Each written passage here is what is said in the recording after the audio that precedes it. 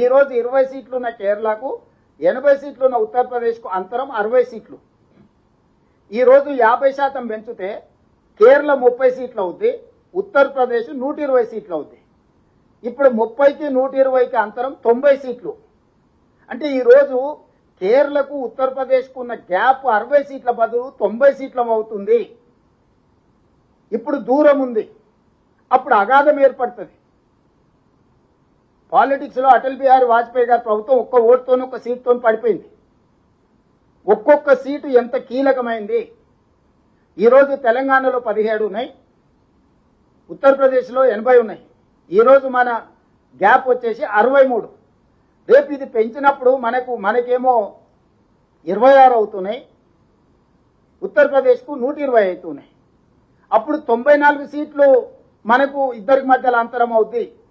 ఇట్లా ఉత్తరప్రదేశ్, మధ్యప్రదేశ్, బీహారు, రాజస్థాను, వీటిని బీమారు అంటారు. బీమారు రాష్ట్రాలు బీహార్, ఉత్తరప్రదేశ్, మధ్యప్రదేశ్, రాజస్థాన్ ఇవన్నీ అత్యంత కీలకమైన రాష్ట్రాలు ఉత్తర భారతదేశంలో. దక్షిణ భారతదేశంలో కేరళ, తమిళనాడు, ఆంధ్రప్రదేశ్, తెలంగాణ, కర్ణాటక ఇవి ఒక భాగం.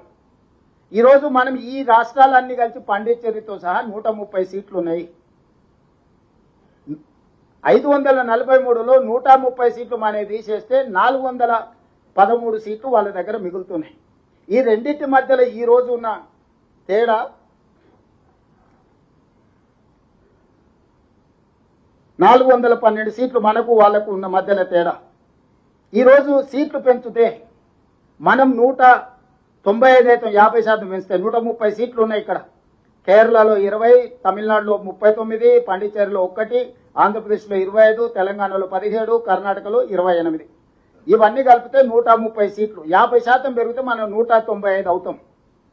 అదే మిగతా ప్రాంతంలో ఉన్న 413 సీట్లు పెంచితే దాదాపుగా వాళ్ళకు 621 సీట్లు, 620 సీట్లు అవుతున్నాయి. ఈరోజు మనకు వాళ్ళకు మధ్యలో ఉన్న అంతరము ఎంతుంది, ఈ పెంచడం వల్ల ఎంత అవుతుంది? ఈ రోజున్న మనకు వాళ్ళకు ఉన్న అంతరము 412 సీట్లు ఉంటే రేపు పెంచే సీట్లతోని 620 సీట్లు అవుతాయి. 208 సీట్లు అదనంగా ఉత్తర భారతదేశానికి అన్డ్యూ అడ్వాంటేజ్. భవిష్యత్తులో ఇప్పటికే భారతీయ జనతా పార్టీ అధికారంలోకి వచ్చిన తర్వాత దక్షిణాది రాష్ట్రాలకు కీలకమైన శాఖలు ఏవీ ఇవ్వలే. ప్రైమ్ మినిస్టర్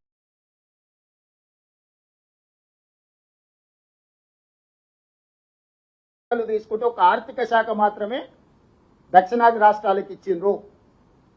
ఏ ఒక్క శాఖ కూడా, రాష్ట్రపతి పదవి కూడా, కీలకమైన ఏ పదవి కూడా దక్షిణాది రాష్ట్రాలకు ఇవ్వలేదు. మీ అందరికీ తెలుసు, రాజకీయాలలో నెంబర్ ఉంటేనే నీతో ఎవరైనా మాట్లాడతారు. ఈ జేబులో డబ్బులు ఉంటేనే ఎవరైనా నీతో సంబంధాలు చేస్తారు. రాజకీయంగా నెంబర్ లేనప్పుడు నీతో మాట్లాడేవాడే ఉండడు. Bargainings are among equals. ఏ చర్చలైనా, ఏ ఒప్పందాలైనా సరిసమానుల మధ్యలో జరుగుతాయి. బలహీనుడు బలవంతుడు మధ్యలో జరగవు.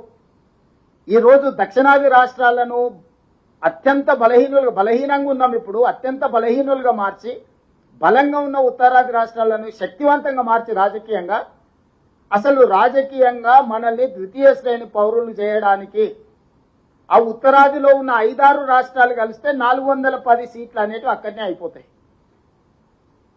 చిన్న రాష్ట్రాలతోని, నేను చెప్పేది ఉత్తర దక్షిణమే కాదు, చిన్న రాష్ట్రాలకు కూడా సమస్య. ఢిల్లీ, పంజాబ్ లాంటి రాష్ట్రాలు కూడా రాజకీయంగా మనుగడనే కోల్పోతాయి. దక్షిణ భారతదేశంతో పాటు చిన్న రాష్ట్రాలకు కూడా రాజకీయంగా ఇది తీరని విఘాతంగా మారుతుంది. అందుకే ఈరోజు నరేంద్ర మోడీ గారికి స్పష్టంగా మేము చెప్తున్నాం, నువ్వు సీట్లు పెంచాలనుకుంటే ఏ ప్రాతిపదికన పెంచాలో మొదట అఖిలపక్షాన్ని పిలువు. అసలు ఏ ప్రాతిపదికన సీట్లు పెంచాలి, ఎన్ని పెంచాలి? 50% పెంచాలని నరేంద్ర మోడీ గారికి ఏ దేవుడు చెప్పిండో అర్ధరాత్రి నిర్ణయం తీసుకున్నాడు. ఉన్న సీట్ల మీద 50% పెంచుతా అంటుండు. నేను ఒక ప్రశ్న అడగదలుచుకున్నాను, ఉన్న సీట్లు ఏ ప్రాతిపదికన ఏర్పడ్డాయి? జనాభా ప్రాతిపదికన మీదనే కదా ఏర్పడ్డది. ఉత్తరప్రదేశ్కి 80 ఎందుకు వచ్చినాయి, ఉమ్మడి ఆంధ్రప్రదేశ్కు 42 ఎందుకు వచ్చినాయి?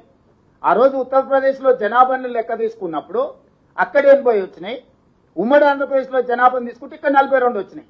ఏ జనాభా ప్రాతిపదిక మీద అయితే 543కు మనం చేరినామో దాని మీద సరాసరి బ్లాంకెట్గా 50% అని చెప్పేసి కలిపేస్తున్నాం. ఏ జనాభా నియంత్రణ చేసిన వాళ్ళకి అన్యాయం జరుగుతుంది అంటున్నావు, మూల సూత్రమైన జనాభా ప్రాతిపదికన ఏర్పడిన విధానాన్ని ప్రోరేట ప్రకారం 50% పెంచేస్తానేనని చెప్పి నీ రాజకీయ మనుగడ కోసం, నీ రాజకీయ అవసరాల కోసం ఈ రోడ్లు సీట్లు పెంచడంతో దక్షిణ భారతదేశానికి వచ్చే 195, ఉత్తర భారతదేశానికి వచ్చే 621 సీట్లు ఉత్తర దక్షిణ భారతదేశాలలో విపరీతమైన అంతరం పెంచుతుంది. ఇది దేశ మనుగడకు మంచిది కాదు. ఇది రాజకీయ పార్టీలకు సంబంధించిన విషయం కాదు.